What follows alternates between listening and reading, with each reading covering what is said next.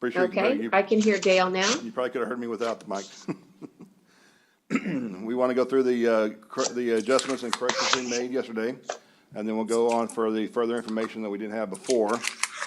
We're going to start on tab B. E, E is an egg. B, as in boy. Oh, B is in boy. Okay. B, and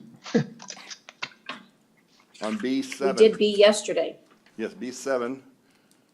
At the very bottom, we made the correction on now the total amount for the Commissioners Court already approved transactions for changing salaries or reclassification of the salaries is a total of $277,839.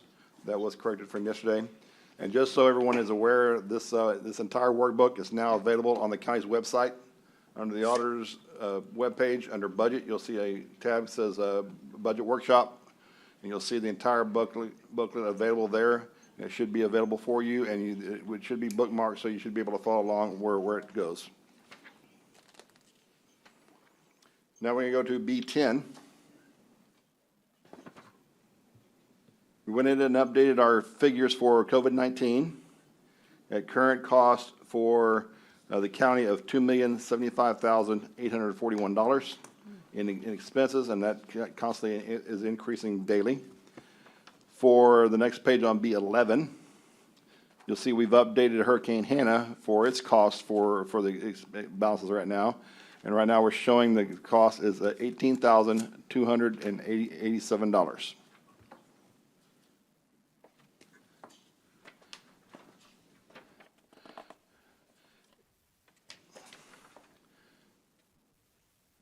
If we go to B20,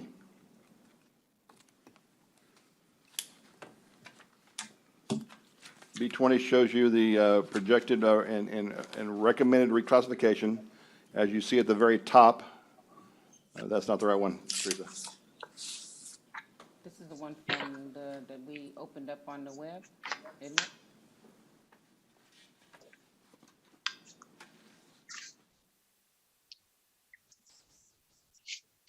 And where are we right now, Teresa? B what? He's on B10, B20. but I need to go to the county's web and get the new document. You're on B20. You're on B20. B20, yes. This is the one we opened up, though, but Here, take this over there and have her try open that one.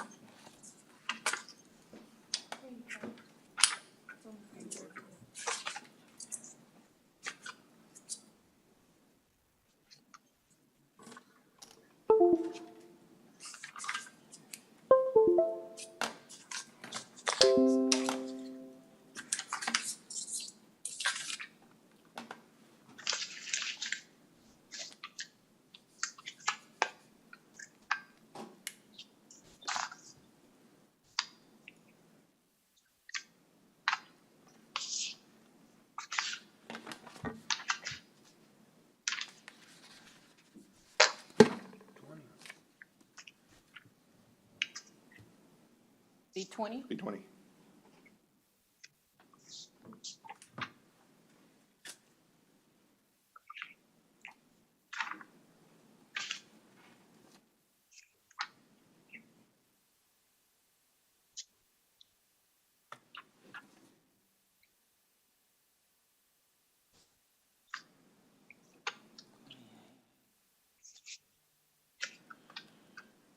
That's too far.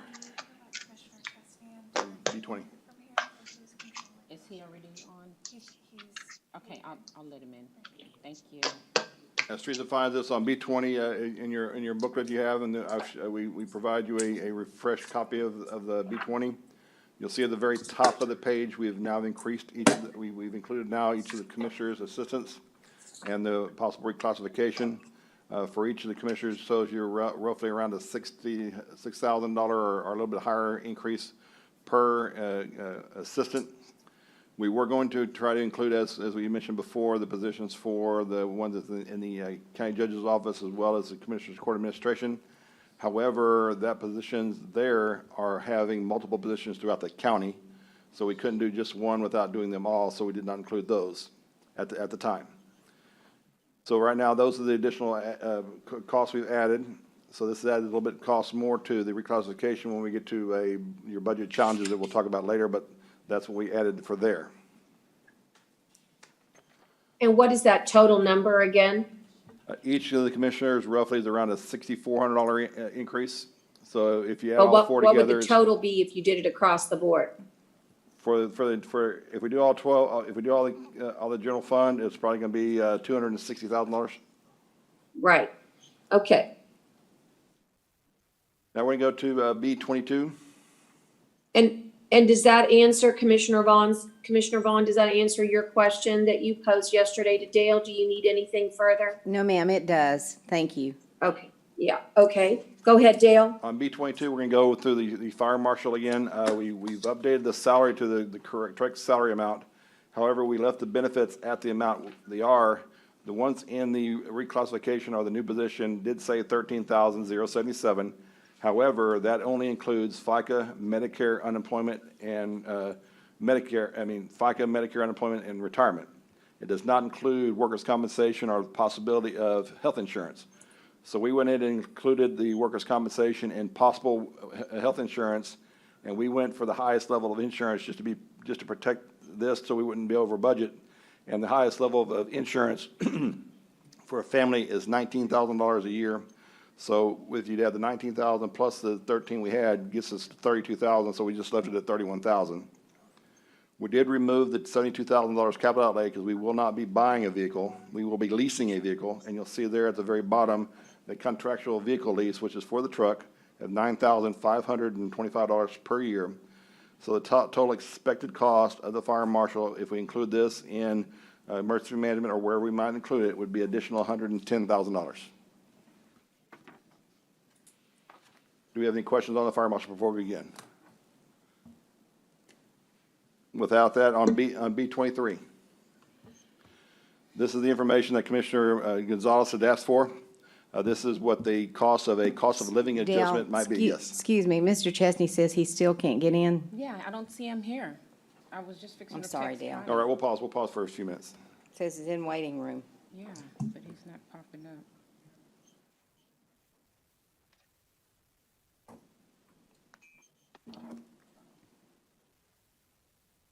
Here's Chesney. Okay, let's see. Thank you. Thanks for letting me in.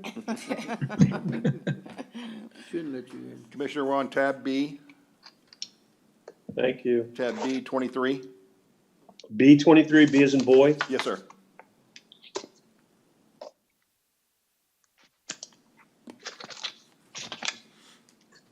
This is the information that Commissioner Gonzalez has asked for what would be the cost impact of a cost of living adjustment.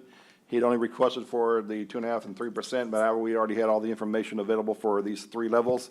So we're providing this for information purposes only for the court to know how much the cost of living increase would be for the county. This would include all county members except for law enforcement because they're already under our collective bargaining agreement. So if we follow the 2% cost living, that would be a difference of $864,332. This includes benefits.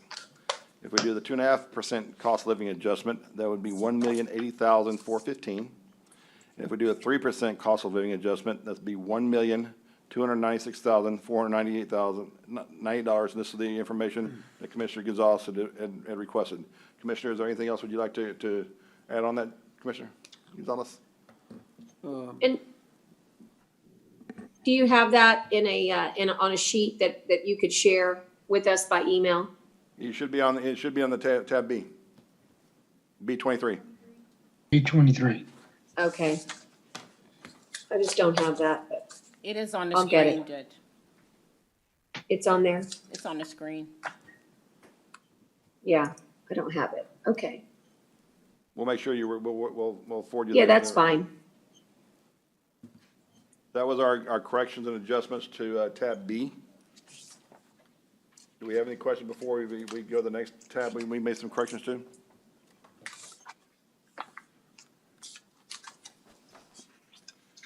Without that, we're going to go to tab M, as in Mary, M. And the only change was that one of the titles was missing some letters and initial stuff, so we just, all we did was we made the correction, because all it said was PROP for proposed deleted positions, so we just made that small adjustment. No numbers have changed on this report.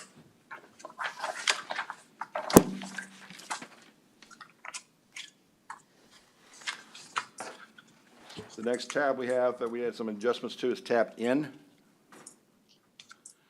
And as we said before in the tab B, where all we did was add the first 4 positions at the very top. And that's the commissioner's assistants for each of the commissioners and the costs associated with that of around $6,500 to $6,800 per commissioner. So all 4 would be around $25,000 to $26,000. But the total cost for the county, if we included everything, would be around $260,000, and we'll have that in just a minute when we go to another tab.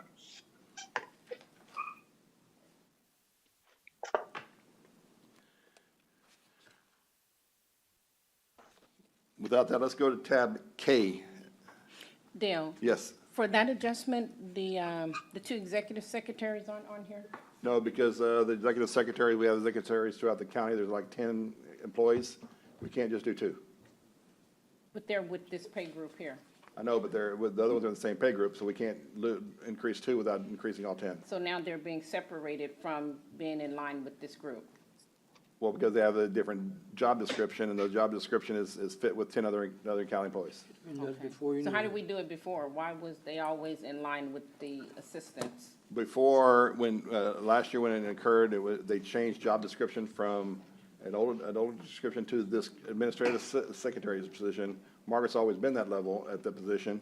So unless you change their job description and create a new position for them, they're stuck with the other employees at that level. When Margaret came in, it was already an executive secretary I know, but we have position. executive secretaries throughout the county. Okay.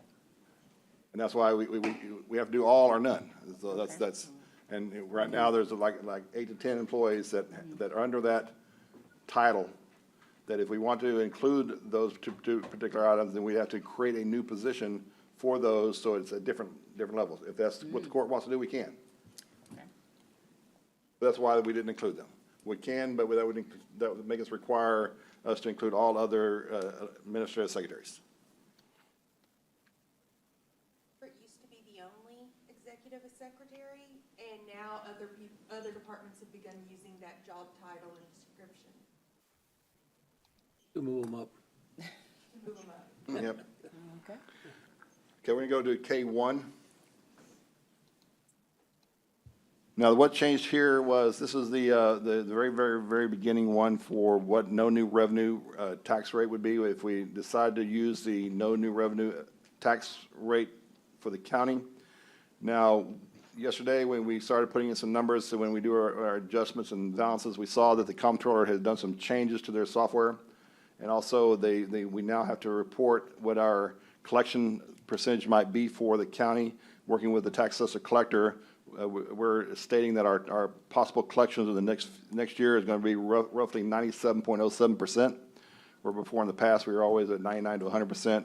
This year, we're saying it's 97.07. What that did is decreased our revenue from new property. We did report yesterday at 2.2.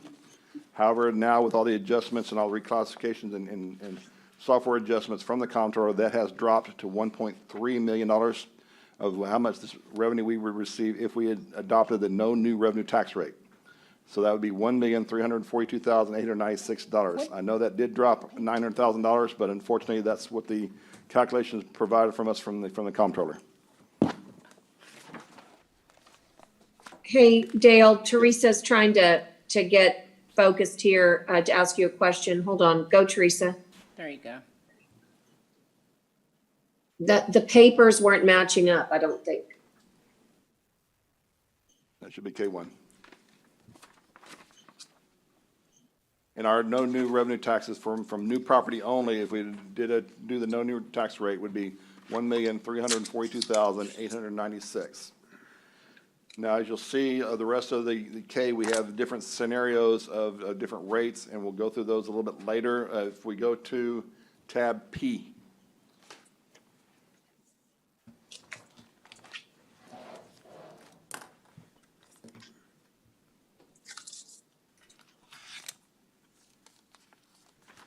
And we we go to tab P2.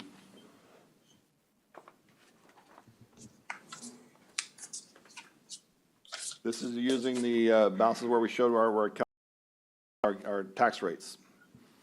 As we see, as we said yesterday, our adopted tax rate for 2019-2020 was 0.311588. Our no new tax rate for this year, for 2021, is 0.301271, with the general fund being 0.258604.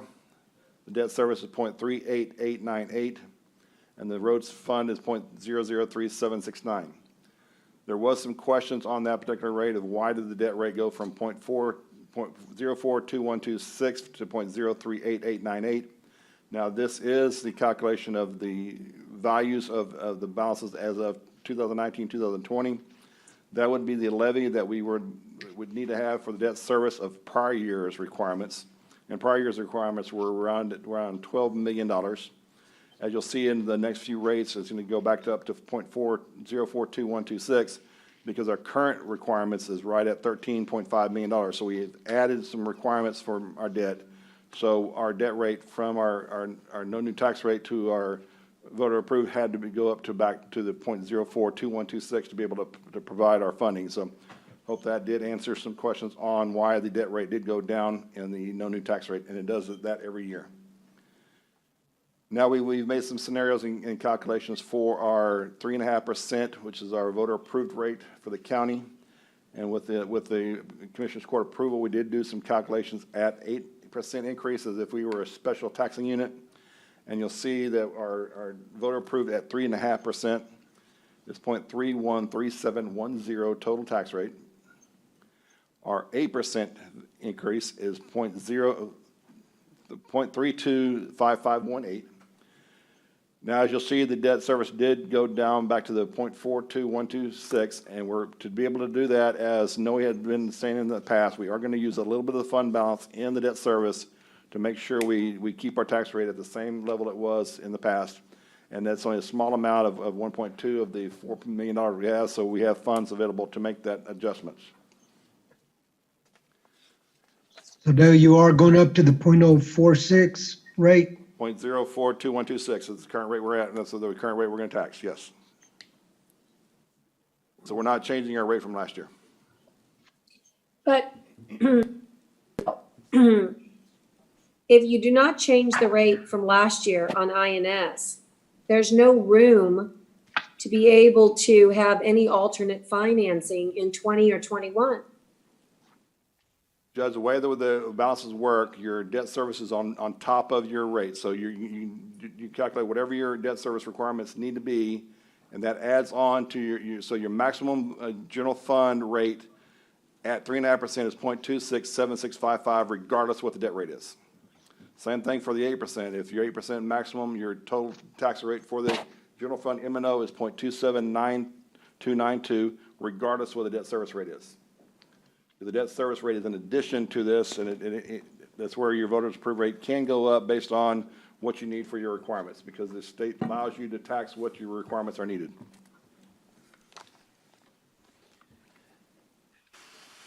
Dale, yesterday we talked about the debt was going to be at 14 million payment versus 12, and that was what the change was, the way I understand it. Correct. Can you elaborate? Our debt service requirements last year went from, we're at $12 million.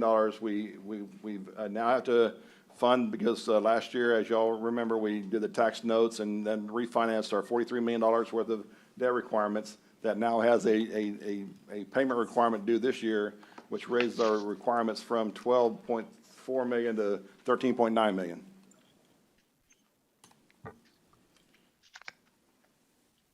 Okay, so You said 2021 or 2020? 2021. And just so I know, did you run the calculations on other rates besides the 3.5 yesterday? We ran scenarios on what the no new tax rate would be. We ran a scenario on what the prior year's tax rate would give us. We ran scenarios on what our 3.5% voters approved rate, and we ran scenarios on the 8%. You should have that in the next tab that we come on tab P6, I believe it starts.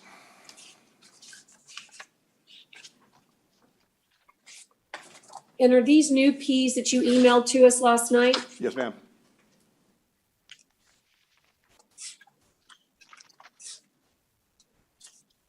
Yes? Yes.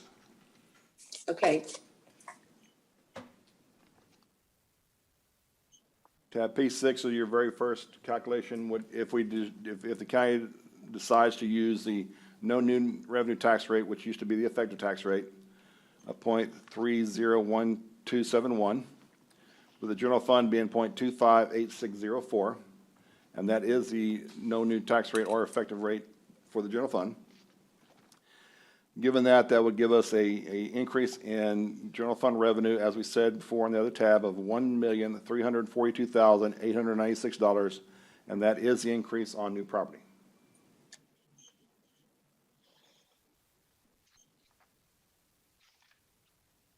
Just hold right there for a second, because I'm trying to play catch up here on this. Just make sure I have the right tabs. 1 million what? 1 million two? 1,000,003. 1,000,003. Should be on tab P6, Commissioner. 1,342,896. Space.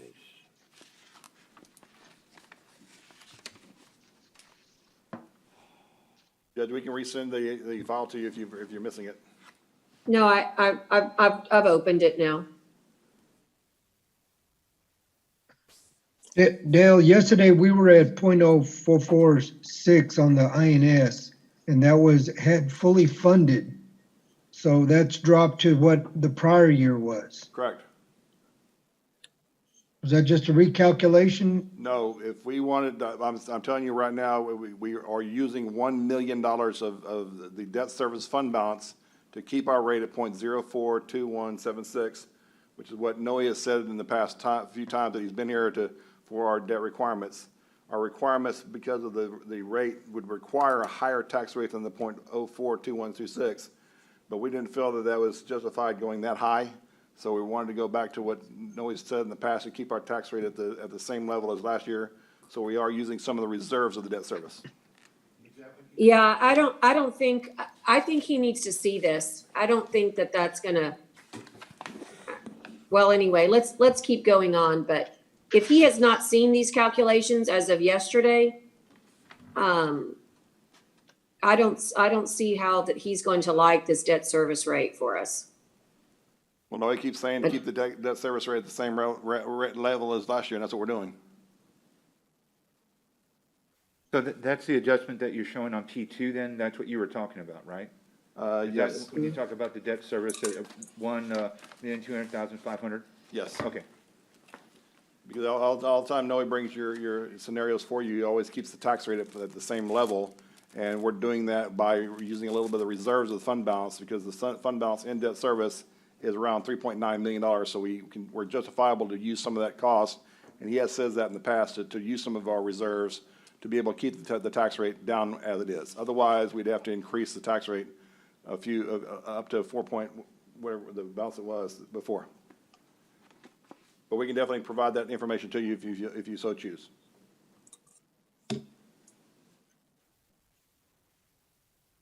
And Ernest, did you see any,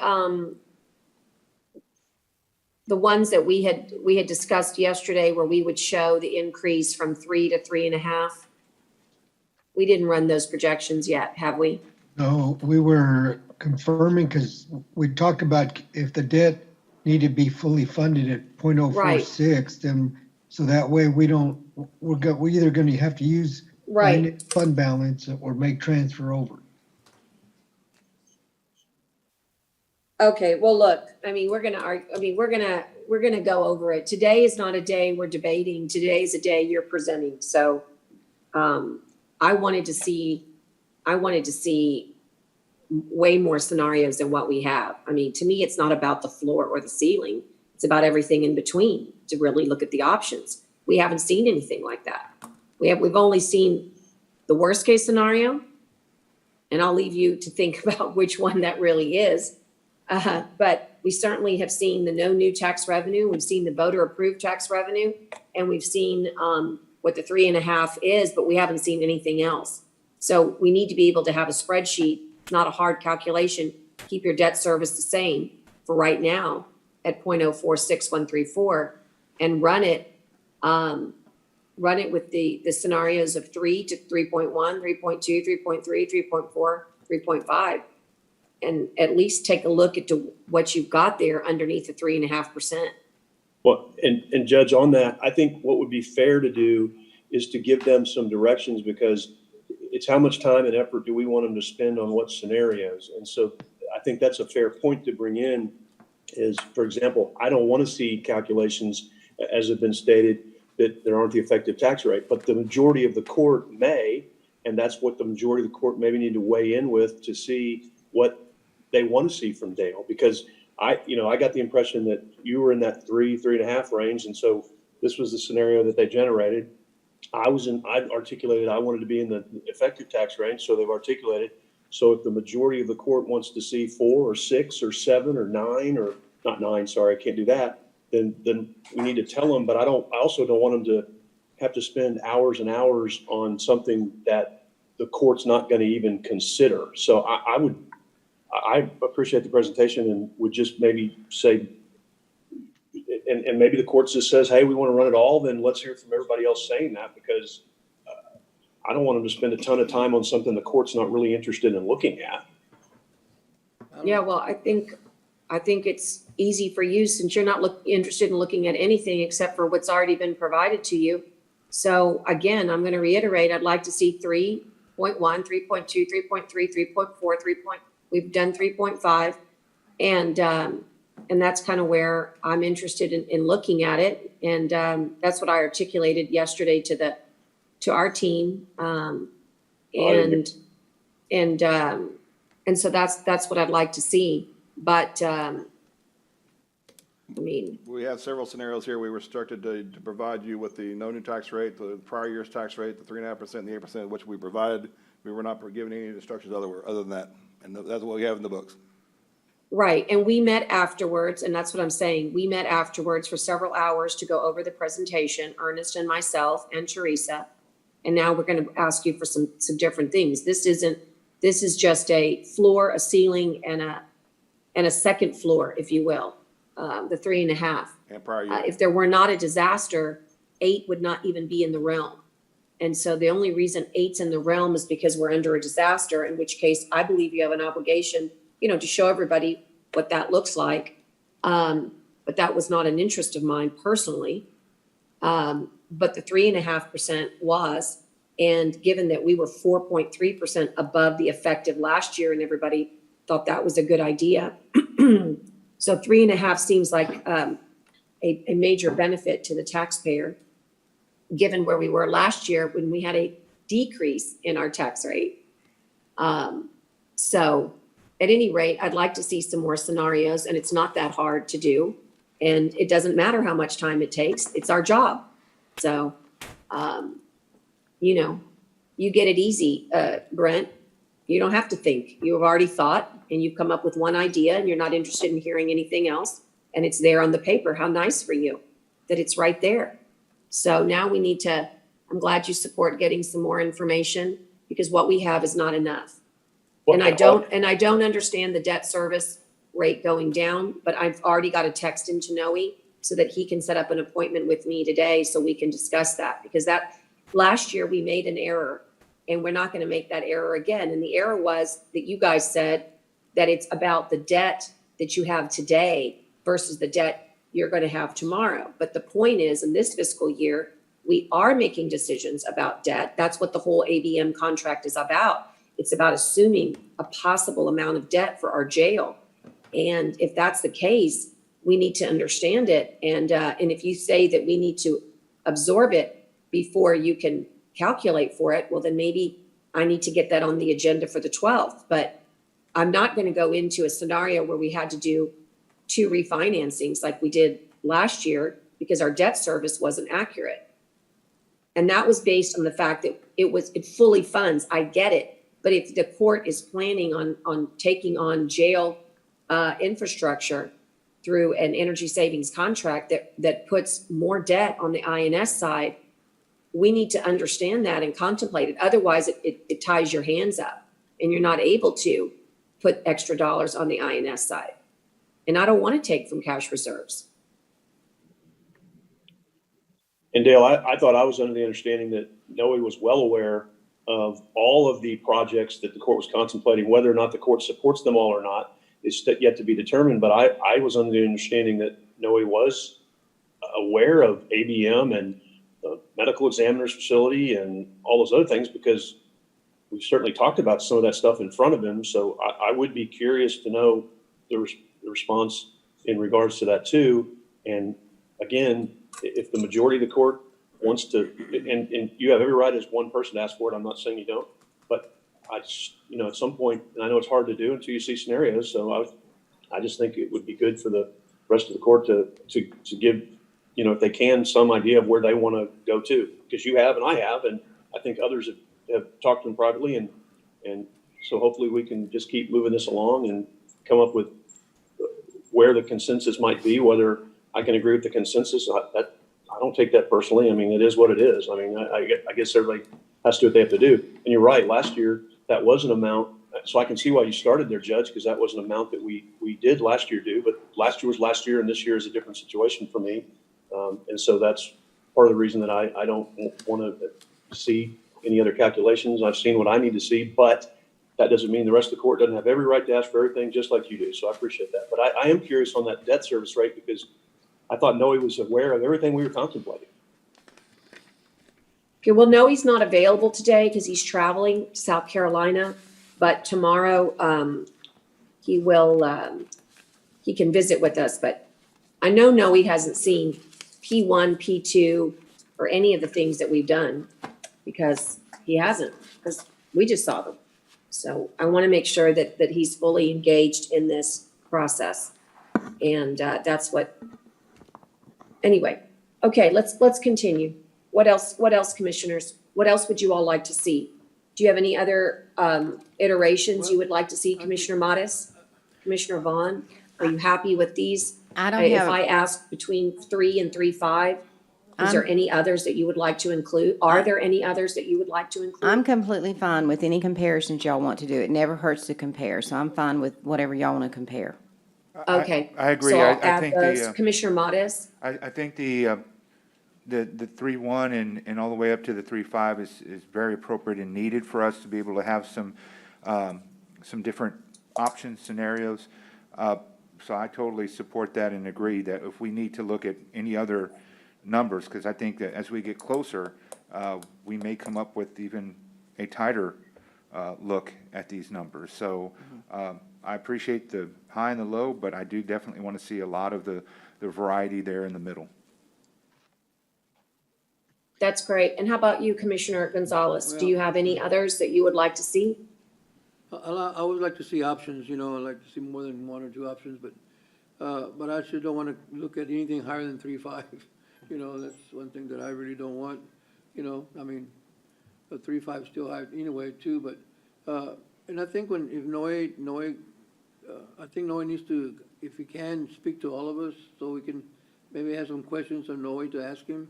Maybe we can get him on the Zoom or something, instead of just talking to one person, because I think we all need to hear it from NOAA to what he's got and what he has to offer him. So, and then if we have any questions from him, we can just ask him. That's it. Okay.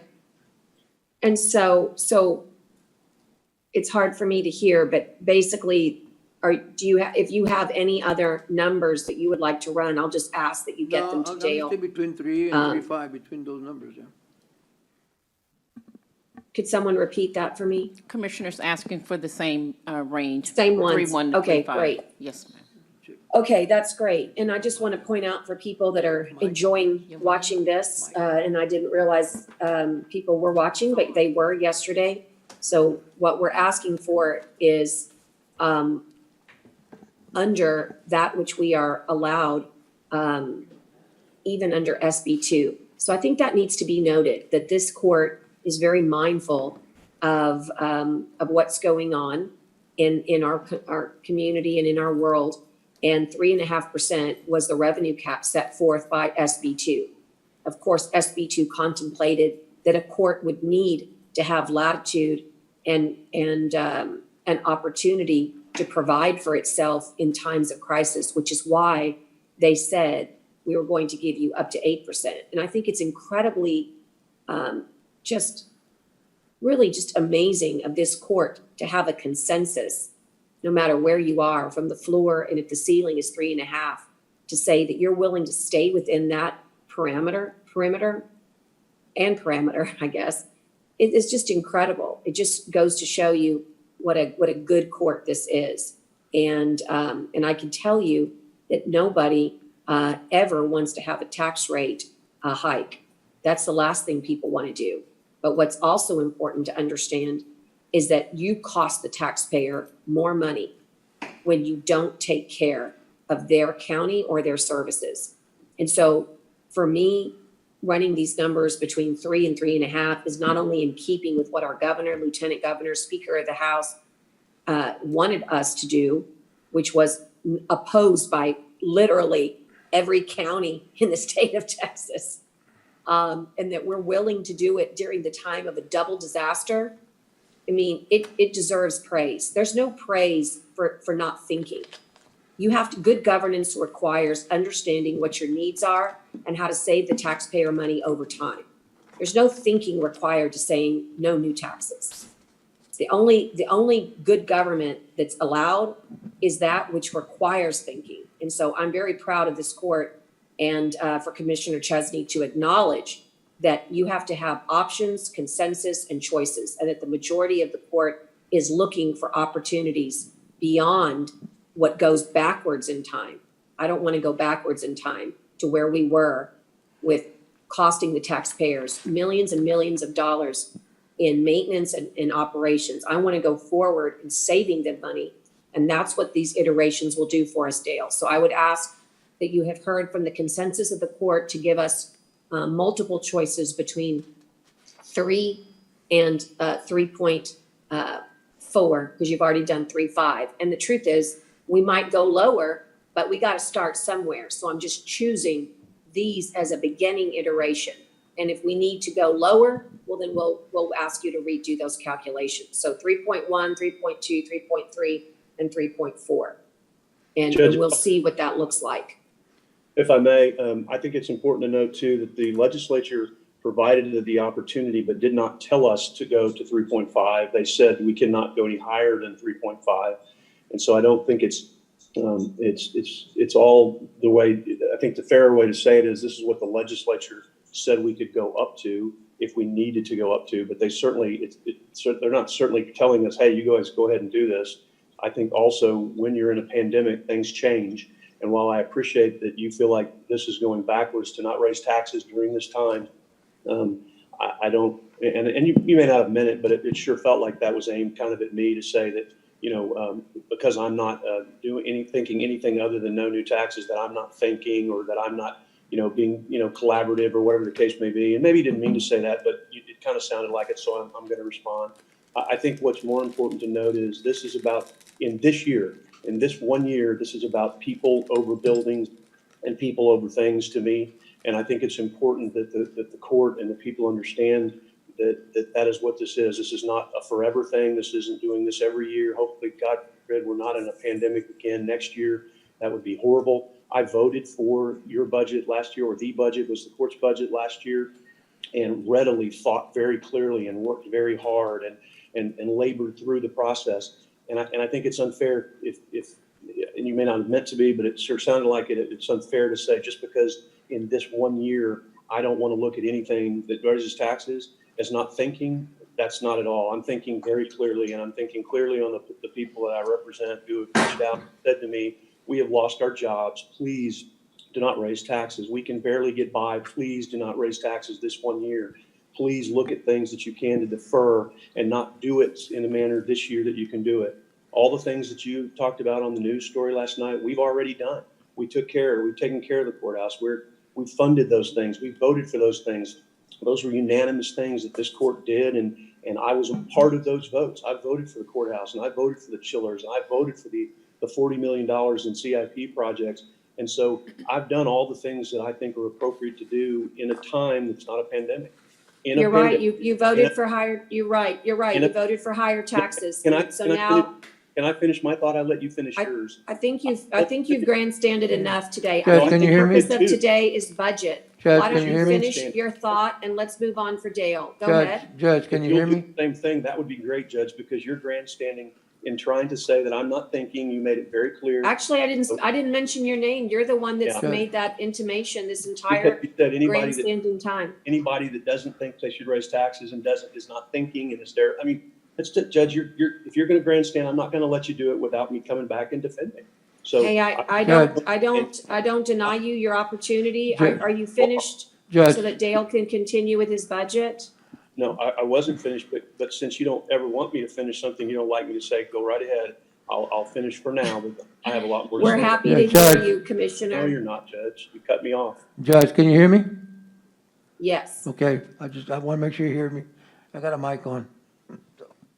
I hear you better now. All right. Okay. Dale, where else would you like to go in this budget book? Well, just so you are aware, we did do the calculations for what last year's tax rates were, and that's a 2.69% increase. So I just want to make sure you're aware of that, and that is P7. And that's using last year's tax rates. P7, And it's 2.69% above the no new tax rate. hold on one second while I grab that screen. 2.9? 2.69.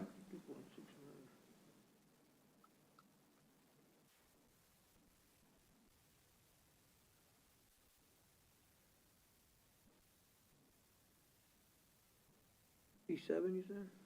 On page P7, yes. You'll see that those are. P7, P7 is using last year's adopted tax rate, so that we are changing, we're keeping the tax rate exactly the same for every level of the. and what does that represent? 2 point what? 2.69% above the no new tax rate. I don't know why, it just keeps cutting out. 2.9? 69. 2.69. You say it, Teresa, because you're the one that's loud and clear. 2.69.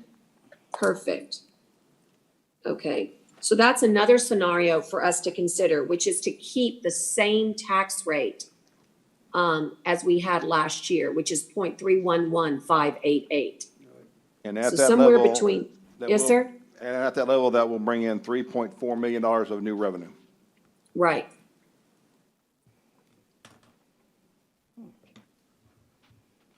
And is the effective? Dale, Pardon? is that the effective tax rate?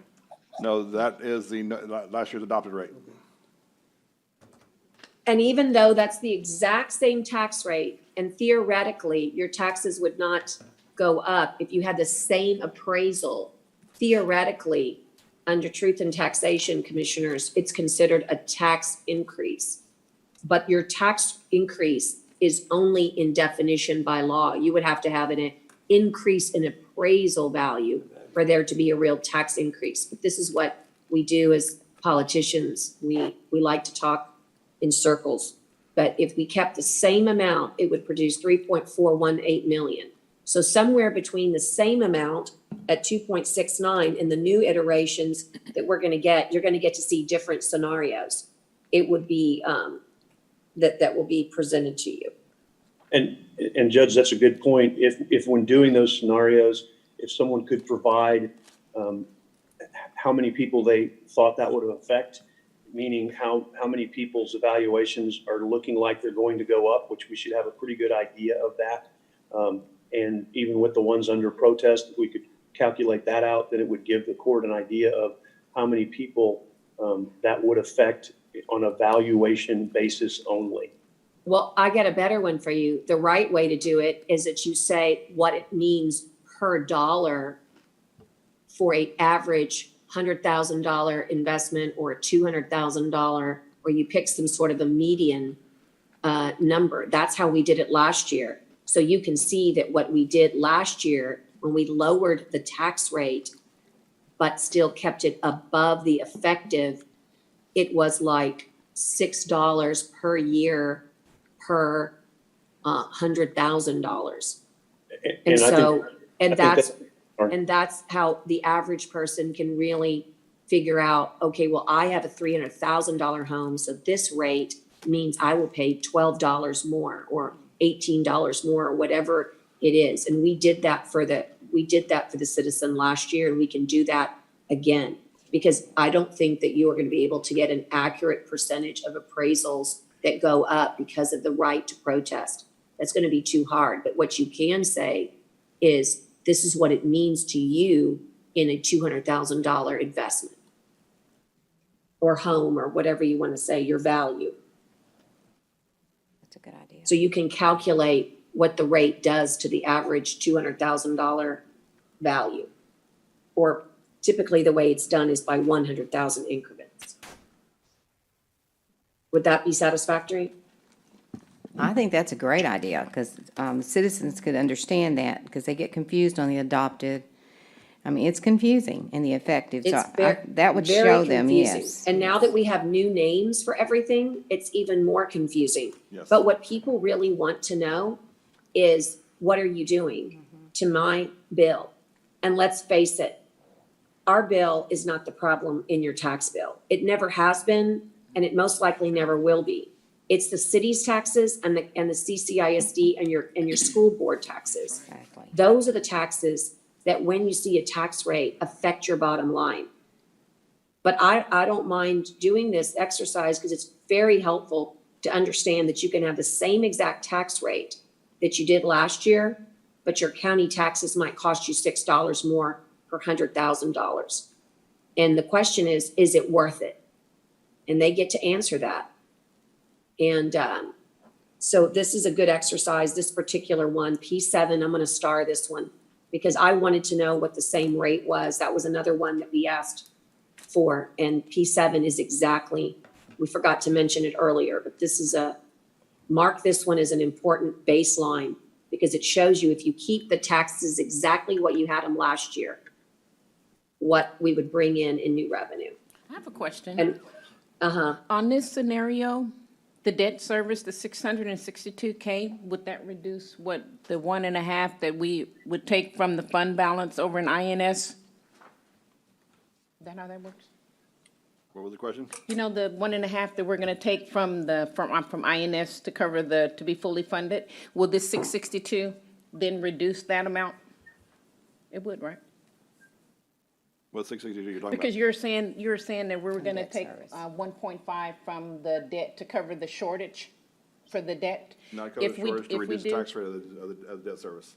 If we do this scenario, the 662K that we're gonna get for the debt service? Yes. Would that reduce that 1.5 that we need to fully fund the debt? No, No, It wouldn't? Okay. I was- That's coming from INS fund balance, right, Dale? yes. they're independent of each other, they're calculated independently. Okay. But if we're at the 0.0466 from where we were, that would bring us 0.08. It was higher, so that's almost 2 million.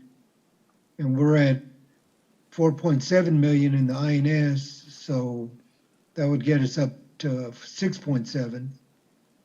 And that would avoid us having to, well, at the current, you will have to use the INS fund balance or hopefully not have to transfer in the general fund. Yeah, that's what I'm saying. We're not requesting a transfer from the general fund. Okay, so we're gonna go to INS fund balance. Yes. Fund balance for the INS is $3.9 million.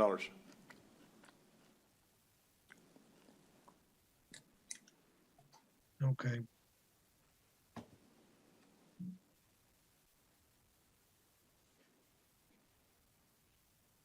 So that is pretty low. No, that's pretty high. It's excess. 2.9 for the INS? $3.9 million fund balance is very high for a fund balance for the debt service. That gives us 20% of our debt service requirements. Well, in the, 19 audit, we had 4.7. We picked it up 2.8. I think we're at the minimum. No, we're not. We can talk about that. I think he said 3.9. That's roughly where our fund balance is for the debt service, $3.9 million, yes. I think it's 3.92 if I get the number right, but it's around that $3.9 million, They're going, okay, I thought I heard 2.9, I'm sorry. 3.9. 3.9, okay. I heard incorrectly. Okay, Dale, where else would you like to go? Well, if we go back to the tab K just shows you our baseline budget estimates and our history, showing what our projection balances would be for, our fund balance would be for, and these represents all the scenarios we did for the tax rates in the back, so these match those values. The very first is no new revenue tax, brings in $1,342,869. What page? K1. Okay. If you go to K2, if we have our estimated actuals as they have been in the past, that would represent a reduction of fund balance equity of about $1.8 million if the estimates hold out to be true. And then K3 is using prior year's tax rate as the scenario said. We would bring $3.4 million more in revenue. If we go to K4, you'll see that bringing in that much money in our estimates staying the same throughout the balances, we would now see an increase in fund balance of $199,519. And then the rest of the scenarios is 3.5% and 8%, showing the same scenarios as we did in the back, just showing you what the balances would be. So that's where what the change we've done. We'll work up and we'll do the scenarios that y'all are asking for on tax rates of 0.31 to 0.345% above the rate, and we'll give you that. We'll also, as you said, we'll do a few scenarios of what a tax rate would be on a $100,000 house, a $200,000 house, a $300,000 house if the values stay the same. We'll see if the appraisal district has the values yet on what the medium tax value of the house of the property is. They may not have that available yet, but we'll have something for you to do calculations for you. Then our next budget workshop is Monday. We should have something available for you then. Other than that, that's all we've all the adjustments we made for the book at this time.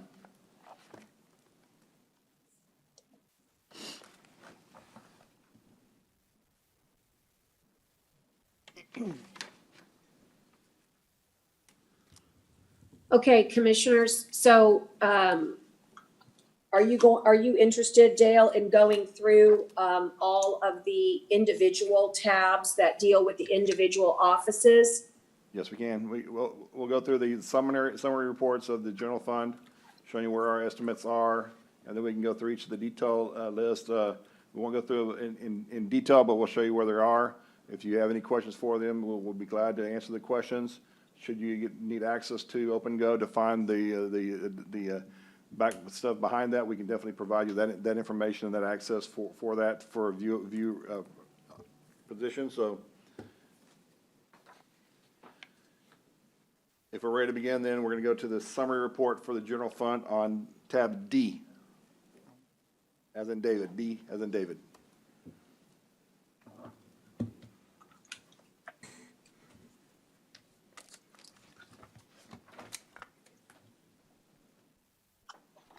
D as in David? Yes, ma'am. The column we're going to be looking at is the very middle column that says estimated actuals, 1920. That's the estimates we've had for this current fiscal year. If you look at the sixth column from the left, you'll see one that says over and under budget. That shows you how much we expect to either bring in more revenue than our budget or less revenue than our budget. And our budget's right in the middle of that, you'll see. And you'll see, for example, for total property tax, which includes our delinquent taxes as well as penalties and interest, we're estimating bringing in $79,862,206. That's slightly below our budget of $1,363,637, and that's why our tax assessor collector is assuming next year's tax collections would be right at around 97.07%. We go to the other taxes. The other taxes include your bingo tax, your coin and occupancy machine taxes, as well as VIT tax. VIT stands for Vehicle Inventory Tax. Those balances are estimating bringing in $359,157 on a budget of $443, so we're slightly down of $83,843. And we are going to be reducing this budget a little bit for bingo tax. This last legislative session, they changed how bingo taxes is being funded. Before, we were getting a certain amount from the state every year. This year now, we have to reach out and then we receive funds from each of the bingo establishments, and they provide us with funding. So we need to make sure our funding sources are there and our balances are there. So we feel that it's going to be slightly down from the past, and we did have a little bit high of a budget of 390 when we've been in the past. We've got 301, 342, and 309. So we did decide to lower it slightly. Fees of office are, as I say, the fees of office for each of the county courts, the district courts, the JPs, as well as the sheriff and the constables. And these include sheriff fees, constable fees, clerk recording fees, and district clerk fees, and balances are. And as you see for the Tier 1, which is on D2, total fees of office for all the offices, we're estimating bringing in $3,594,075, a slight decrease of around $380,000, 025, but it's still very, very strong. With some of our courts had to be closed down for this pandemic. Now, some of these may change a little bit because we had to estimate this back a few months ago, and we assumed the court would start back up in August. However, our courts won't start till September, hopefully. So this may be a little bit high, but I believe we got this accurately as possible. Our fines and fees, which is our next section, which is all of our JPs, our county clerk, our district clerk, and as well as our bail bonds, has been going down the last few years, and there's several reasons why. A few reasons why. Now we're doing more pretrial diversion cases, and as well as other stuff to try to keep them out of our jail, which means if they do pretrial diversion, they don't have a fine. So that's why we see some of this is going down. So that's why you'll see overall, I'm reducing the entire fines and forfeitures down slightly by $30,000 from last year to this year, because we're estimating bringing in $1.1 million on a budget of $1.3 million. So I thought it would be where that should be. The next line is licenses and permits. That's what it is just that case. It's different licenses and permits that we issue for whether building, whatever permits we might have. We're estimating $137,602 on a budget of $120,000. We're expecting $17,000 or more. That's why I'm increasing the budget by 50 to cover. If you look at the history, we've been 170, 180, 150, 160. So I feel that we would be truthful to get that back up to where it should be. Motor vehicle services, well, that's what it is. This is where we receive the sales tax, our share of the sales tax of all motor vehicle sales in the county that the comptroller provides to us. As you see in the past, we've been around 4.2, 4.3. We're estimating 4.096 on a $4 million budget, slightly under that, but we still see that we believe that the sales are going to be going up, so we're going to increase that by $80,000. The next one is the very challenging one, is intergovernmental revenue on page D3. If you go to the total intergovernmental revenue, that shows you our salary reimbursements, because each of the county court of law judges get reimbursed from the state by $84,000. We receive some reimbursements from the hospital district for our county attorney, and we receive some supplemental pay salaries from the district attorney here for the balances. This is also where we do our indigent defense cost. We do our state alcohol beverage, as well as our jury reimbursement. And this is also where we do grants that we have that go through the general fund. We do have a grants department that has more funds going through it, and you don't see them here, but this is the ones that actually go through the county. These would be your Meals on Wheels, your other small little grants that we have that go through the general fund. As you see, we're estimating $4.615 million on a budget of $5.347. We see that some of them are probably going down some, because our balances for hazardous waste has been a little bit too high. And some of our other grants we saw for the general fund only, not for entire grants, but for the general fund are going down sliding. So we are going to be reducing that slightly of $198,000. Dale? I have Yes. a question on D3. Yes. Let's see. You show the intergovernmental revenues, and you have the county court at laws, but the Agualusa building was listed. I guess there was some funding back in 2016 and 17, but none since then. We used to have an individual there. I don't think that individual's there any longer, so we don't request any salary reimbursement for that. It used to be, we had a custodian that covered both, I think, Robstown and Naguadosi. I think they got moved just to Robstown, so there was no need to ask for a reimbursement for that cost. Okay. So do we need to continue to account for that, or after next year, after that cycle's off, since it If we hasn't been there get that back long? where they start doing that again, then we can definitely request funding for that, yes. But I mean, do we still need to keep track of that, since it's, I mean, every year since then, we haven't had any? The only reason why, because we show 4 years or 3 years of actual history, and there was an actual in 16, 17, and once, if that continues on next year, you won't see it. It'll cycle off? Yes, You won't have it? yes. Okay. Thank you. Now, the key one is our housing of inmates and juveniles. Right now, we're receiving funds from our juvenile departments for our probation as well as our post adjudication. They had very good year this year of $495,000 on a $300,000 budget. Talking with their staff, they don't really feel, they really don't want to increase the budget this year. They're going to see what the trend is for revenue coming in, and hopefully it is continue to be on the high side, but we'll take that into consideration next year. But right now, we're not changing that. And hopefully at some point in time, we can go back to bringing federal inmates into our county jail, but right now, we don't have any of that at the moment. Charges for services is just that, the charges we'd actually do for whatever the service we perform. We're estimating $480,516 on a $500,000 budget, but we knew their services were down this year because of COVID, as well as other costs, because if you see in the past history, it's been $550, $548. It was a little more around $431, but prior to that, it was in the $400,000 to $500,000 range. We felt it was okay to increase it slightly by $32,000 to get it where it probably should be. Now we're going to go to D4. Now, this was done before we had the COVID big activity because of the interest income, where we had 1.1 million last year. We're estimating 760 this year on an $850,000 budget. We thought that the interest rates were going to turn around and come back up. However, they've gone down. So we did show an increase of 111, 230. We will probably, we might be hard pressed to getting that number there. We'll definitely look into that number. That might need to be adjusted slightly. Hopefully this will turn around. But when we did these projections and did this entry, we thought the numbers would be turning around and getting more revenue, but that's something we might need to adjust before the proposal is submitted to you.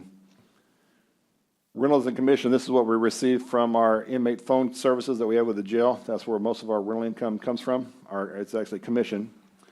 And we're estimating $724,477.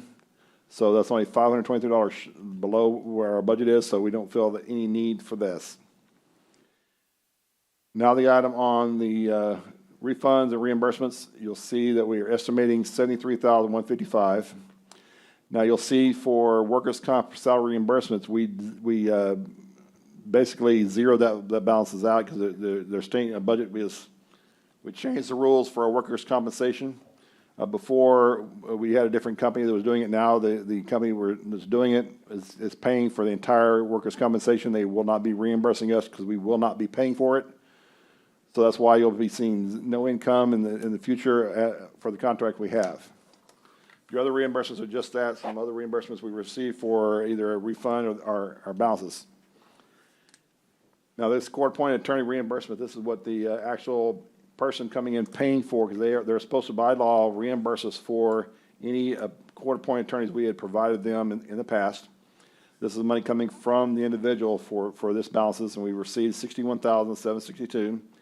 And this is part of their probation, or part of their if they do go to jail and they come out of jail, they're required to come by and do pay us, and we do collect some. We would like to collect more, but that's, unfortunately, that's just the beast of this one particular item.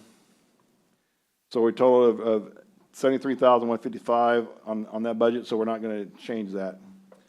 Other income, as we see, is sales of printed materials, whether it comes from the county clerk, it comes from the tax office, or comes from any other office that prints a material for the county. Copying machine, when someone asks for this, we record this, and this miscellaneous income is just that, it's covered miscellaneous on certain balances of this. I can give you more detail of this. It's been $80,000 to $60,000 every year, and we expect it to continue. Pardon me. Or $70,000 this year. So for the general fund, as of this year, we're estimating before transfers, $96,475,940 on a budget of $99,211,659. So we're slightly under budget for the regular revenue of $2,735,719. We're estimating we're transferring in there our entire transfers that have been recorded, and that we should stay the same. So our total revenue is $97,812,396, or that represents 97.5% of total collections.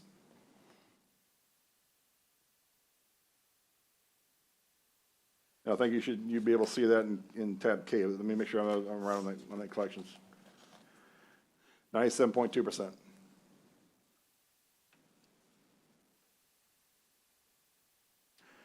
Dale, when we're considering the general fund, where can we find, or do we already have that tab, as far as a breakdown of travel expenses? I know that we've talked a lot about that, and if you look at other agencies, state or otherwise, there have been a lot of claims that government has saved money because of travel. I'd like to get a dollar amount. I mean, based on what our overall budget for all the departments in travel were, and compared to the actual expenditure. I'm just very curious at what that number is, and how did we, that should be a good dollar amount that we should have saved, or where did we put our efforts into that money if we didn't use it in travel? Yes, well, what we'll do for the next workshop, we'll make sure we give you a list of all the travel for all departments, what was budgeted, what was been used for this fiscal year, so you'll see where that activity is. And that is for local travel or travel to and from a location. Some of the other costs for conferences that may be part of the travel is not in the travel budget, but it should include your hotel, motel stays, as well as your travel expenses. Okay, And we'll make sure we have that for you. that would be helpful. Thank you. So that's all we have for revenue for the general fund of 2019, 2020 for estimated actual. As we saw before, our fund balance from the beginning of the year was $22,694,609, and that was from our CAFR, and that's the true audited balances for our budget for revenue. Do I have any questions of revenue before we go to expenses?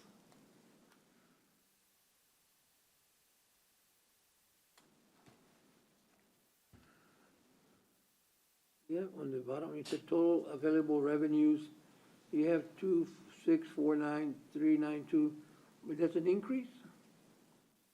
The $22,694,609 is an increase from prior year, yes. From prior year?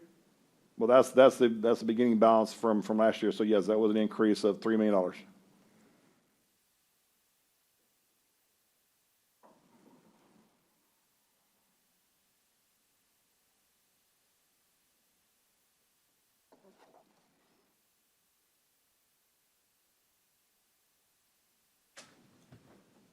With no questions on that, we're going to go to the general funds, a summary of department appropriations.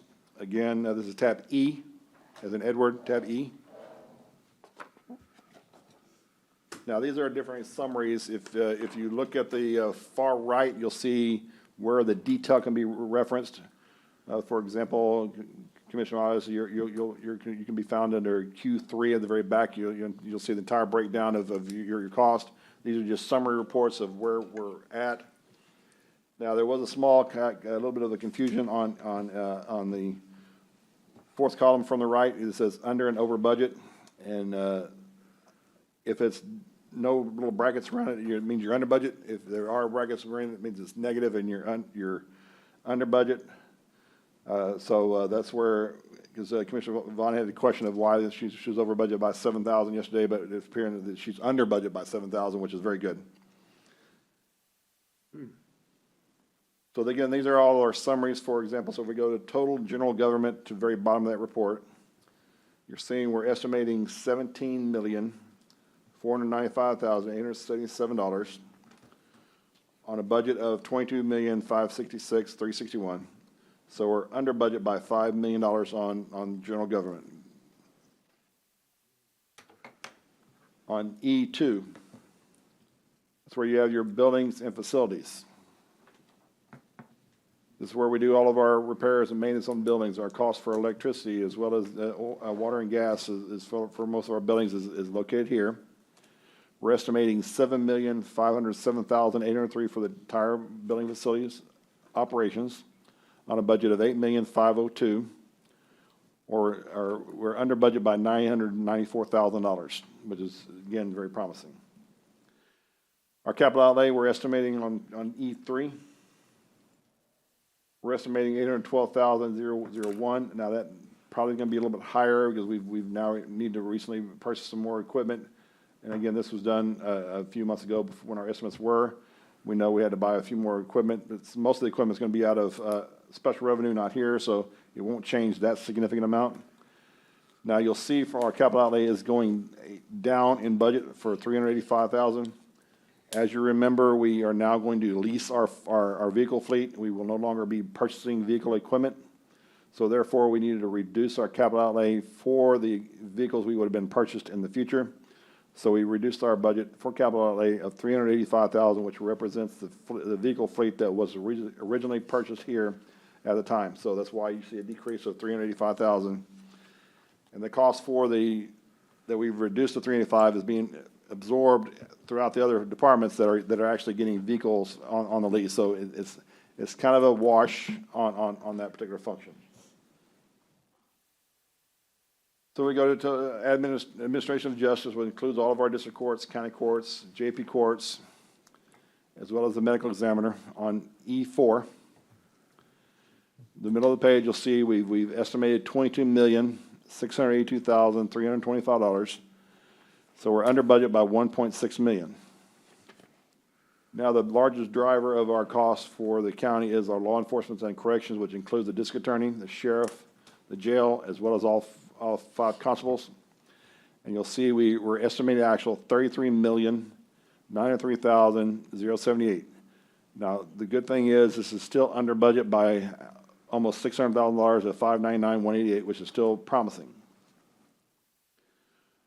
Social services, which it does include that, it's also all of our social services, as well as a senior community services, as well as Hilltop Community, as well as meals that we have through the county. We're estimating $2.79 million in expense. We're under budget by $285,175. Health and Human Services, where our emergency management is, where our 911 mapping program is, where animal control is, and environmental enforcement. We're estimating $840,719, or $39,598 under budget. And as you've been hearing, and this is true, we've been under budget on every category so far. We go to agricultural education, which is our county library, our family community services, as well as our ag extension. We're estimating $958,912, or $59,999 under budget, for total appropriations of $86,991,367, or right at $8 million under budget. And that represents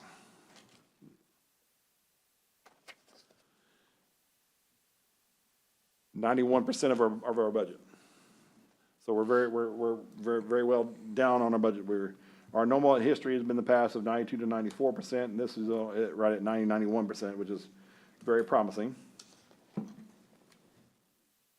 Now on E6, we see our transfers. Our transfers are right at where they were for budget, and we foresee that being the truth.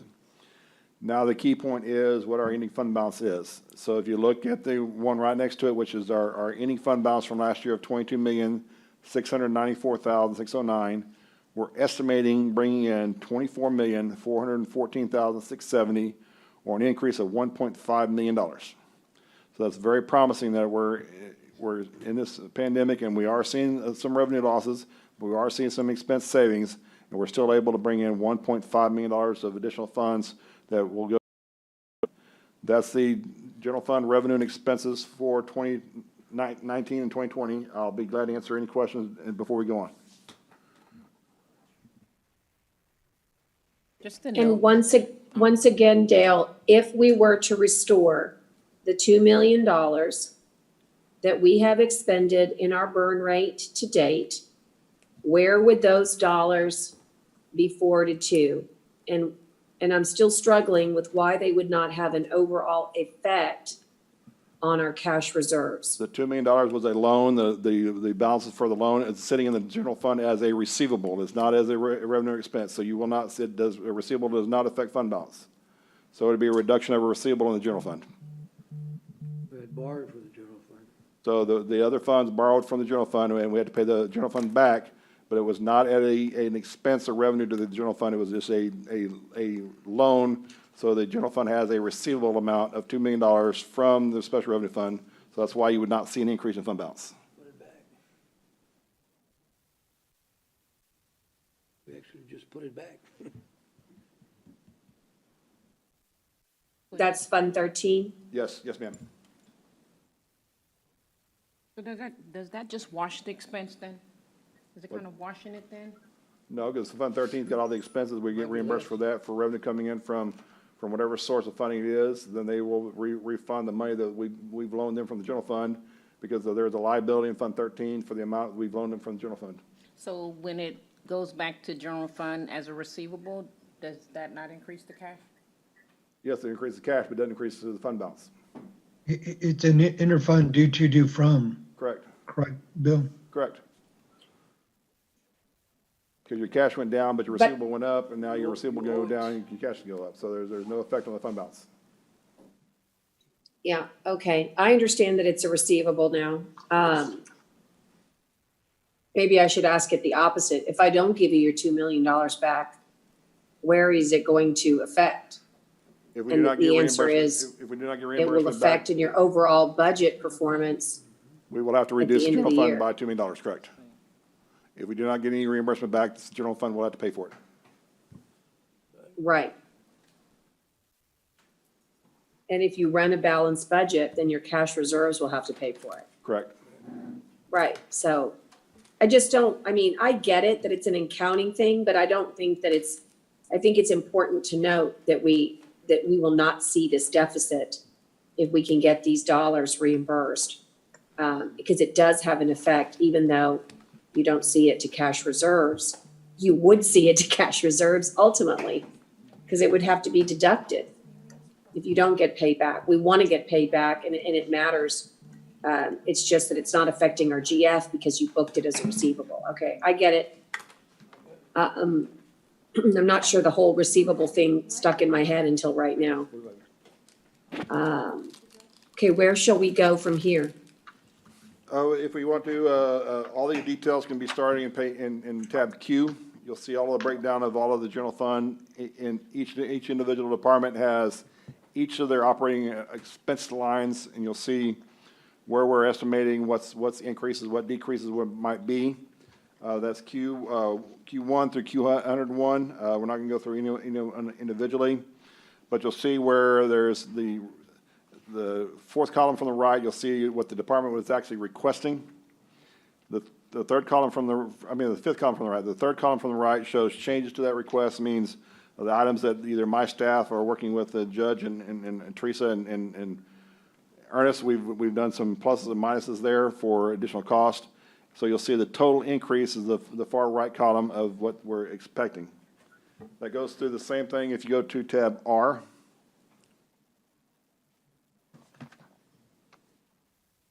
Tab R is our road and bridge fund. And again, that does the same thing for those particular items. It'll show you their revenue coming in, their expenses by expense type, and what they requested and what we're changing the request to. And the road fund has seen and expected to continue to see an increase in their fund balance for this, so they're doing well. We see that some of their expenses were fat. We modified some of their capital outlay requests because we're going to push much of their capital outlay requests through the CIP to try to get some of the equipment they need, because we couldn't fund with the entire request that the department requested of $1.2 million. We couldn't do that, but we were able to do them as a capital outlay of $695,000, which buys quite a bit of the equipment they need. But there's that fund that they'll still keep a positive fund balance. And that's what tab S would be your next tab. Tab S is our fairgrounds and stadium, and then breakdown between each of our balances. Department 140 is our stadium, Department 141 is our fairgrounds, and we still have a little bit of funds left over from when we sold property that we had out there that must stay with the fairgrounds because the property was originally purchased with bond proceeds, so it has to maintain there, but they still can be used for costs for the balances, and I believe we have $1.3 million still available for that. The next one that we need to look into is tab T. Tab T is our law library. We know we've had some changes in how it's being run. Ida now with the library is going to be running this. So we'll see a little bit of the increase in revenue when we start being able to operate this again. We're going to need to buy some equipment and some capital outlay that they requested. However, there's not enough funds here, so I'm requesting that this $92,000 that they're requesting as capital outlay, we fund it through our capital outlay of Fund 11, which is our general fund, when we should have funds available there to cover this cost of this capital outlay. We could transfer the funds here, but it would be easier just to fund the expense out of our normal general fund capital outlay, and that way we don't lose any balances. And everyone, when we always look at this, they question our transfers, why we're transferring in, transferring out. So. But we need to keep an eye on the law library. They were kind of going down in value, but we know with the increase in rates, we should be seeing that going back up. Dale, we're also requesting a transfer from general fund to the law library. For what purpose? That's on your list there. That's why I'm not going to do that. Okay. So we're not going to do a transfer. We're going to expense the capital outlay out of general fund. I just want to add the comment regarding the law library. It's become our home base for those individuals who need and do not have access to technology and or internet, and particularly for eviction hearings. There was a tremendous concern about having parties in the courtroom as we see further delays from OCA in Austin. I'll predict that we will not be back in the courtrooms until late fall at the earliest, and that's if all things go well, and we can't predict. But so our law libraries have been fully utilized and set up now with technology in order to conduct the Zoom eviction hearings for parties. So I just want you guys to know that we have utilized and leveraged all the resources we have, and it really underscores how you can't let anything become a dinosaur. The law library had become a dinosaur. Not only did we get modern, but made it eligible for grants this coming fiscal year, but we're using it in ways we've never used it before. And I think that's the way to justify making certain that you transfer the right amount of dollars to keep it functioning and up to date and modern. So the law library, Keach Library, and Bishop Library are 3 locales in our county where citizens can defend themselves and exercise their rights as they go through this process, through the Justice of the Peace process on evictions and any other hearing that requires Zoom. But, you know, I just wanted to let you guys know that we looked around, for good solutions, and we made this change because we think it's gonna be valuable now and in this pandemic, but for other opportunities as well. Maybe the JPs like this idea and they keep it around. That's all. And as the judge was saying, they also brought some scenarios here to raise a slight increase in some of the fees they're charging for some of the items. So we foresee that any loss we have will be turning around in the near future once we can start running this as it should be. But as the judge said, we've had to use it for different purposes at the moment. So that's why it's a little bit down, but we foresee it to turn itself around. The next item is tab U. That is our airport fund. Our airport fund is, we're increasing a little bit for trying to get them a courtesy vehicle that some of the rental cars that we're bringing in, we're having some of the older fleet that we can sell off. However, we're gonna try to find the best of the old equipment we have and make sure they have an access to a van or a truck that they might need. We're working with purchasing on that.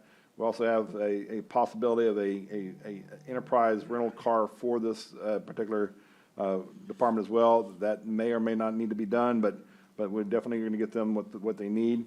Their fund balance is increasing. It's very good. Their rent's going up, and this is a very, very beneficial airport as we continue doing improvements and we continue to possibly expand any activity or different type of fuel types, or even increase our hangar availability. We foresee that going up.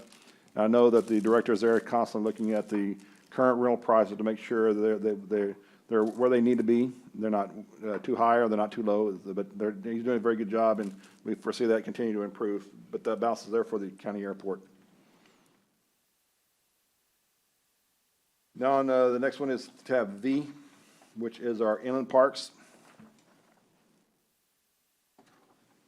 Our inland parks are run by Edward and his staff. They do a great job of all the inland parks. Now, every year they put in a request. If you look on V2, you'll see on maintenance and repairs, building and grounds, they always put in a request of $800,000. And they have a good reason for this, for sealing cracks, doing trails, doing other pathways.